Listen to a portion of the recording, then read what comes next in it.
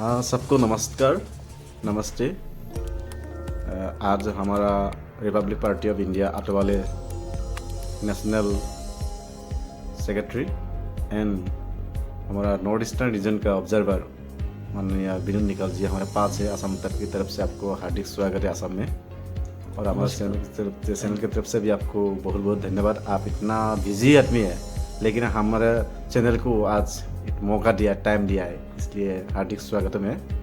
हम पहले अभी ये जो इलेक्शन का भी सीज़न है, लोकसभा इलेक्शन के लिए सारा नेशनल पार्टी है या स्टेट लेवल रीजनल पार्टी सब अभी बिजी है। इस अवसर पे आप as a observer of north eastern region और वेस्ट बंगाल और असम क्या महसूस कर रहा है? असम के बारे में क्या आपका क्या क्या ऑब्जर्व देख रहा है आप यहाँ आकर? Republican party of India Athawale इस दल का मैं इंचार्ज हूँ नॉर्थ ईस्टर्न रीजन का। हाँ। और मैं तकरीबन यहाँ तो नॉर्थ ईस्टर्न रीजन में 7 सालों से आ रहा हूँ। Republican party of India north east के 8 स्टेट में पार्टी स्थापित हुई है और हर जगह पे पार्टी का काम चल रहा है। हर जगह पे हमारा पार्टी का स्टेट कमिटीज है, संगठन भी बहुत अच्छा तरह से काम कर रहा है। पिछली बार भी हम लोगों ने इलेक्शन में कुछ जगह पे सीट्स खड़े किए थे। इस बार भी नॉर्थ ईस्ट रीजन में हम लोग सम्मानीय नेता रामदास जी आठवले साहब के नेतृत्व में कुछ सीट्स यहाँ खड़े करने जा रहे हैं। असम में भी 4-5 सीट के जगह पे हम लोग सीट खड़ा करेंगे। और ओवरऑल यहाँ का रिपब्लिक पार्टी ऑफ इंडिया के साथ में जुड़ने का बड़ी तादाद में लोग आज जुड़ रहे हैं। तो आने वाले टाइम में जरूर रिपब्लिक पार्टी ऑफ इंडिया को यहाँ अच्छा यश प्राप्त हो सकता है। नॉर्थ ईस्टर्न रीजन में ओनली 1 MLA नागालैंड पे आप लोग का। हाँ, लास्ट ईयर में नागालैंड का जो इलेक्शन हुआ था उसमें हमारे पार्टी के अलायंस किसी पार्टी के साथ में नहीं था। हम लोग अपने खुद के बलबूते के ऊपर 8 सीट खड़े किए थे। उसमें से 2 MLA जीत के आ गए और 4 सीट सेकंड नंबर में रहे। अच्छा। तो नागालैंड ने नॉर्थ ईस्ट रीजन में फर्स्ट शुरुआत किया है रिपब्लिकन पार्टी ऑफ इंडिया का रिजल्ट लाने के लिए। अच्छा, इसका MLA का नाम क्या है? लिमाउनिन चांग एक MLA का नाम है और दूसरा इम्तिचुबा चांग। 2 MLA। 2 MLA। अच्छा, हमारा अभी नेशनल प्रेसिडेंट है आपका माननीय ये cabinet of state social justice empowerment Ramdas Athawale ji है। और ऐसे पोर्टफोलियो कौन कौन में थोड़ा इन्फॉर्मेशन दीजिए असम के लोगों के लिए। रिपब्लिक पार्टी ऑफ इंडिया का नेशनल प्रेसिडेंट और कौन कौन यहाँ पे अभी जड़ित हो रहा है?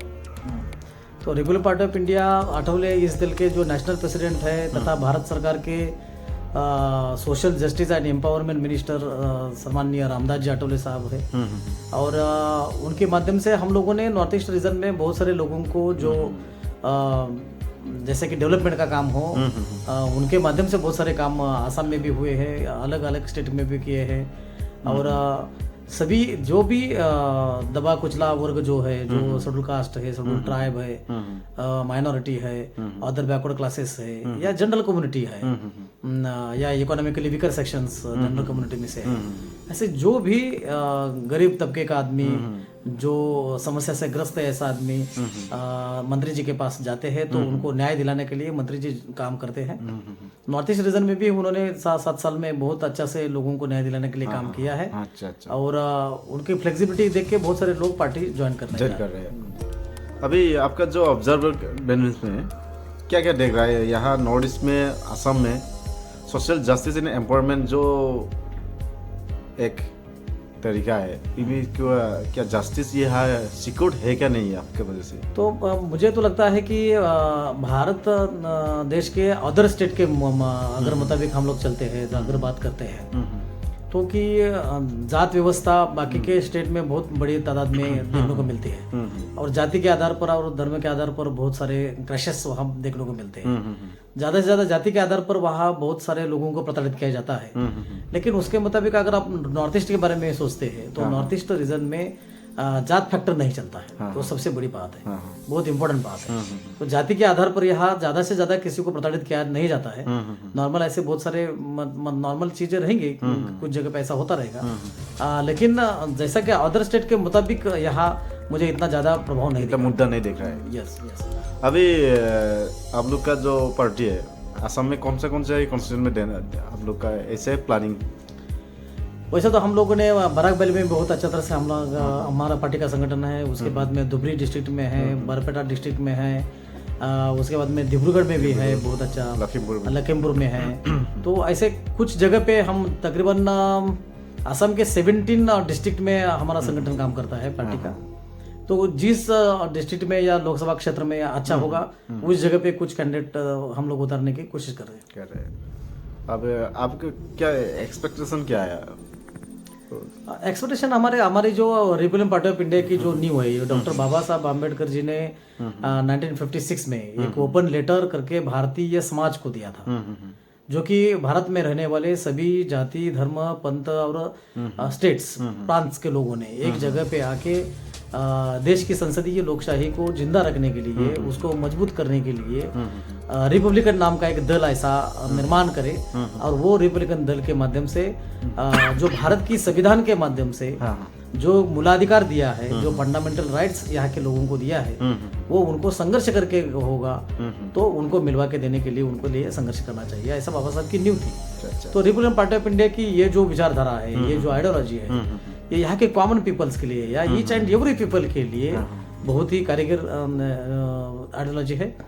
इसलिए हम लोग हर एक तबके के, हर एक कम्युनिटी के, हर एक प्रांत के लोगों की इकोनॉमिकली, पॉलिटिकली, उसके बाद में सोशली, सभी अंगों से उनका डेवलपमेंट होना चाहिए, इसके बारे में सोच रखते हैं। और इस देश में जिस प्रकार से भारत का संविधान 4 सूत्र के ऊपर खड़ा है, जैसे कि स्वतंत्रता, समता है, बंधुता है और न्याय है, ये न्याय के ऊपर आधारित सभी लोगों को ऐसा ये भारत का संविधान लागू हो और सभी लोगों को उनके बेनिफिट्स मिले, इसके लिए रिपब्लिकन पार्टी ऑफ इंडिया बाबा साहब के अम्बेडकर जी के विचारधारा के ऊपर काम करती है।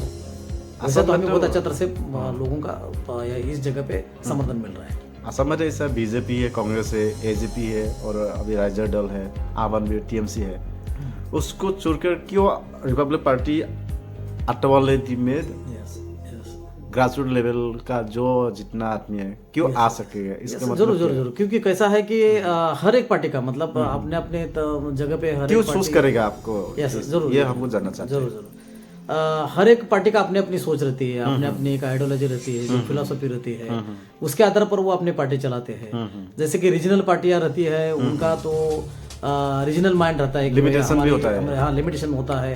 नेशनल लेवल पे वो पार्टियां ज्यादा नहीं चल सकती है। जैसे कि वो कोई अपना भाषा का मुद्दा लेके आगे आ जाता है, कोई जात का मुद्दा लेके आगे आ जाता है, कोई धर्म का मुद्दे लेके आगे जाता है। लेकिन रिपब्लिकन पार्टी का ऐसा दल है, वो नेशनल लेवल पे रिपब्लिकन जो कंसेप्ट है डॉक्टर बाबा साहब अम्बेडकर जी का है, वो तो कंसेप्ट सिर्फ देश के लिए नहीं, तो वैश्विक कंसेप्ट है। वो तो चाहते हैं कि सभी जाति धर्म के लोगों ने, प्रांत के लोगों ने एक दूसरे के साथ में भाईचारा बना के एक दूसरे को साथ में मतलब बंधुता रखे अपना खुद का डेवलपमेंट करना चाहिए। अपने खुद के डेवलपमेंट के साथ साथ में उन्होंने अपने राज्य का डेवलपमेंट करना चाहिए, अपने देश का डेवलपमेंट करना चाहिए। और ये एक बड़ी सोच है। बाकी के जितनी भी पार्टियां हैं उनकी अगर सोच देखते हैं तो कौन धर्म के नाम से चल रहा है, कौन कम्युनिटी के नाम से चल रहा है, कोई जात के नाम से चल रहा है। तो हम चाहते हैं कि सभी जाति धर्म को लेके चलने वाला एक ही दल है, एक ही दल है, वो रिपब्लिकन दल है। अच्छा। और ये चाहता है कि भारत को जैसा है वैसा अखंड रखना है, भारत के टुकड़े ना हो जाए। भारत में संविधान वैसा ही रहे, जो भारत का संविधान सभी को न्याय देता है। और वह संविधान को मजबूत करने के लिए हम सब लोगों ने एक जगह पे आके इस दल को आगे बढ़ाना चाहिए, उनको उठाना चाहिए। ठीक है, बहुत बहुत धन्यवाद, आपने हमको साथ दिया, बहुत वैल्यूएबल अपनी स्पीच हमको फॉरवर्ड किया है। शायद हमारा जितना हमारा पब्लिक है वो ग्रहण सार्वजनिक है। आपको बहुत बहुत बधाई देता हूँ, आपका शुभ चिंतक हूँ। आपका स्वास्थ्य सदा सुखी रहो, हेल्पफुल हो और जितना आप नॉलेज स्टोर कराए और इतने से ज़्यादा नेशनल में और आगे बढ़े, इसको सुबह से लेकर आज का प्रोग्राम ये कार्यक्रम यहीं पे हम लार्ज एक्सेल का मोहताज नहीं है, गला सबका सूखता है सबका, पर डर से डरना नहीं है, हिम्मत का घूंट लगाना है, डर को निगल जाना।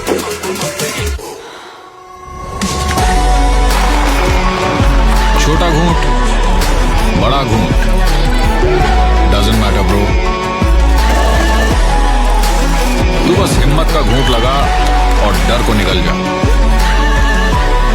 और दुनिया को दिखा तू किस मिट्टी का बना हुआ है।